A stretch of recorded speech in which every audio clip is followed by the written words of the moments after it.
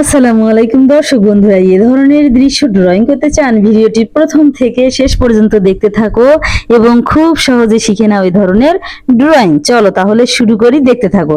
প্রথমে দৃশ্যটি অঙ্কনের জন্য একটা আর্টবোর্ড নিয়েছি। আর্টবোর্ডে এরকম করে প্রথমে একটা উল্টো পাশে ইউ এঁকে নিলাম। উল্টো পাশে কি এঁকে নিলাম? ইউ। এবং ইউ এর মাথা থেকে এরকম করে লাইন টেনে মিশাইয়া দিলাম ইউ এর ওই মাথার সঙ্গে, এবং এই পাশে এঁকে নিলাম কান, এবং দুই পাশে আমরা দুটো কান এঁকে নিব। প্রথমে একটা কান এঁকে নিলাম এবং পরে আরেকটা কান এই পাশে এঁকে নিলাম। পরপর দুটি কান এঁকে নিলাম। এরপরে মাথার অংশটা একটু গাঢ় করে নিব। মাথার দিকের অংশটা এরকম করে গাঢ় করে নিলাম।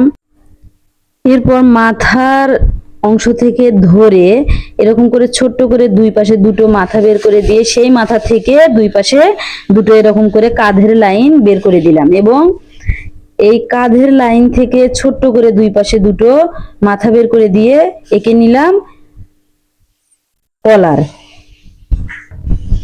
এই ছেলেটি যে টি শার্টটি পরে আছে এই টি শার্টের কলার এঁকে নিলাম, এবং এই কাঁধের অংশ থেকে একটু ফাঁকা রেখে মাঝে এরকম করে লম্বা করে দুটো দাগ টেনে নিলাম। দুই পাশে দুটো দাগ টেনে নিলাম, এবং এই দাগ থেকে ধরে এরকম করে মাঝে আরেকটা দাগের মাথা বা দাগের লাইন দুই মাথাতে মুড়াইয়া দিলাম বা বাঁকা করে দিলাম।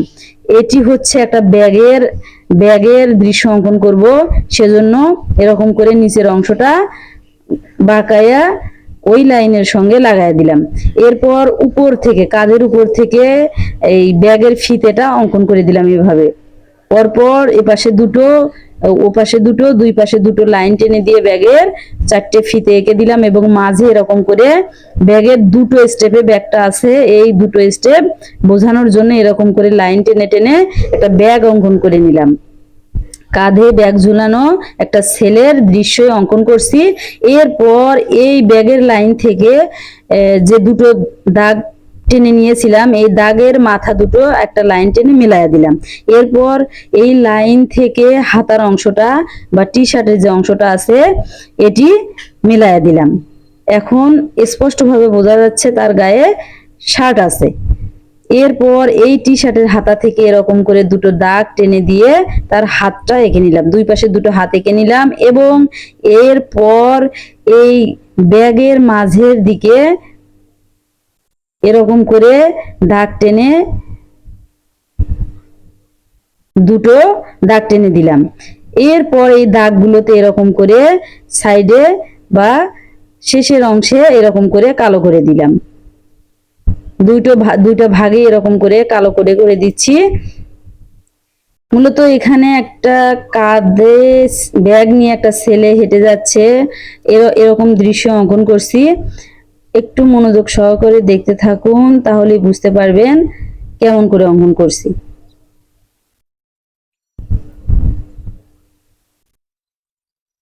এরপরে ব্যাগের যে সাইডের যে অংশগুলো ছিল সেগুলোতে আমরা এই কালো কালারটি করে নিচ্ছি।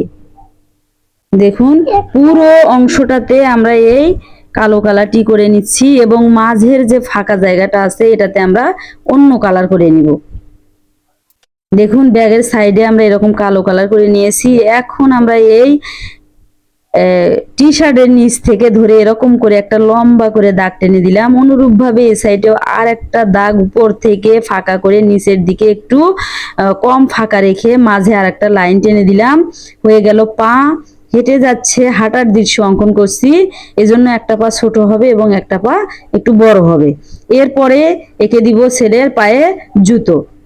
দেখুন এর সাথে সাথে আমাদের পা অঙ্কন করা শেষ। এখন এই পাতে যে প্যান্ট পরে আছে এই প্যান্টের উপরে এরকম ডিজাইন আছে, এই ডিজাইনটার জন্য এরকম করে লাইন টেনে টেনে ডিজাইন করে দিলাম। এর সাথে সাথে আমাদের অঙ্কন করা শেষ। এখন আমরা কালার করব। কালার করার পর কেমন লাগে চলো দেখে নিই। মাথাতে আমরা কালো কালার করছি, এরপরে টি শার্টে করে নিব লাল কালার।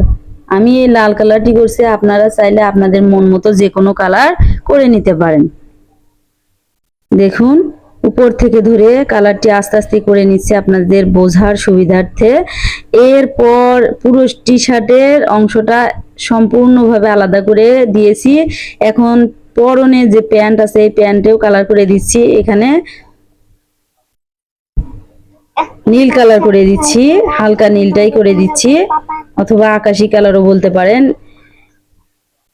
দেখুন এরকম করে একটাতে, এরপর অনুরূপভাবে এই পাশের পাটাতেও আমরা এই কালারটি করে নিব।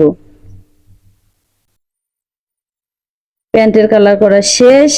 এখন প্যান্টের দাগগুলো একটু আফসা হয়ে গিয়েছিল, এগুলো গাঢ় করে দিলাম। এরপর ব্যাগের যে ফাঁকা অংশটা আছে বা সাদা অংশটা আছে এটিতে আমরা হলুদ কালার করে দিচ্ছি। দেখেন দুইটি কালার হয়ে গেল ব্যাগটিতে, এবং ছেলের জুতোতে আমরা করে দিলাম লাল কালার, এবং হাতাতে, গলাতে, কানেতে করে দিব স্কিন কালার। দেখুন এর সাথে সাথে আমাদের কালার করাও শেষ হয়ে গেল। জানি না দৃশ্যটি কেমন লেগেছে, ভালো লাগলে like, comment, share and subscribe করে পাশে থেকো এবং পাশে থাকা বেল আইকনটি অন করে দিও। ধন্যবাদ সবাইকে।